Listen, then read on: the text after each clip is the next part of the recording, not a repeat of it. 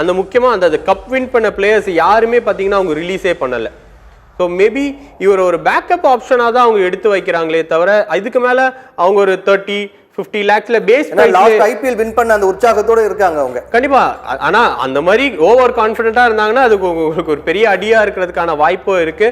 ஏன்னா எக்கச்சக்க டீம் பார்த்துருக்கோம். ஸோ இந்த ஆக்ஷன்ல யார் நல்லா கேம் பிளே பண்றாங்கன்றது ரொம்ப முக்கியம். ஏன்னா சன்ரைசர்ஸ்ல பாத்தீங்கன்னா அவசரப்பட்டு எப்போ பார்த்தாலும் ஒரு நல்ல ஒன்று பேட்டிங் பிளேயர்ஸா எடுத்து வச்சிருவாங்க, இல்லைன்னா வெறும் போலர்ஸா எடுத்து வச்சிருவாங்க. அது வந்து பாத்தீங்கன்னா அவங்க ரிசல்ட்ல பேட்டிங் நல்லா பண்ணிட்டாங்க. 7 கோடிக்கு ஆர்சிபி வாங்கி இருக்காங்க. சொன்ன மாதிரி பேக்கப்க்கு ஒரு பிளேயர் ஏன்னா மிடில் ரூபாய்க்கு ராயல் சேலஞ்ச் பெங்களூர் எடுத்திருக்காங்க. வெங்கடேஷ் ஐயர் மிக முக்கியமான பிளேயராக பார்க்கப்படக்கூடிய ஒரு பிளேயர். ஏன்னா போன ஐபிஎல்ல லிபி சொன்ன மாதிரி டாப் 3ல வந்தார்.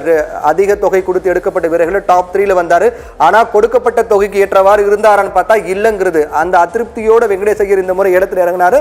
யாராவது எடுப்பாங்களா எடுக்க மாட்டாங்களா அப்படிங்கிற மாதிரி தான் தொடக்கத்தில் இருந்தது. ஆனா அதுக்கு பிறகுதான் கடுமையான போட்டியின் போது கொல்கத்தா நைட் ரைடர்ஸ் அதே போன்று ராயல் சேலஞ்ச் பெங்களூர் 2 டீமுக்கு இடையே கடுமையான போட்டி இருந்து கடைசியாக 7 கோடி ரூபாய்க்கு ராயல் சேலஞ்ச் பெங்களூர் வெங்கடேஷ் ஐயரை எடுத்திருக்காங்க பார்க்கிறோம். அடுத்து தீபக் கூட கண்டிப்பா அன்சோல்டா போகணுன்றது தான் என்னோட ஆசையே கூட. ஏன்னா லாஸ்ட் டைம் சிஎஸ்கே அவர் போட்டி போட்டு கிட்டத்தட்ட 4 கோடி கிட்ட எடுத்து அவர் என்ன பண்ணாரு, ஆசைப்பட்ட மாதிரி அன்சோல்டா போயிட்டாரு. எனக்கு தெரிஞ்சு போன வருஷம் சிஎஸ்கே ஒரு பிளேயிங் 11 ஃபிக்ஸ் பண்ணி ஆடி அது அந்த பிளேயிங் 11 ஒரு 2-3 மேட்ச்லேயே நம்மளுக்கு நல்லா தெரிஞ்சிருச்சு கண்டிப்பாக இவங்க லாஸ்ட் பொசிஷன் தான் போவாங்கன்ற மாதிரியே. அதில் முக்கியமாக நம்ம பிளே ஆஃப்க்கு போகாதது காரணமாக அந்த ஒரு பிளேயராக நம்ம தீபக் கூட பார்க்கலாம். நம்ம பேசுவோம். ஏன்னா இப்போ அடுத்து சிஎஸ்கே தான்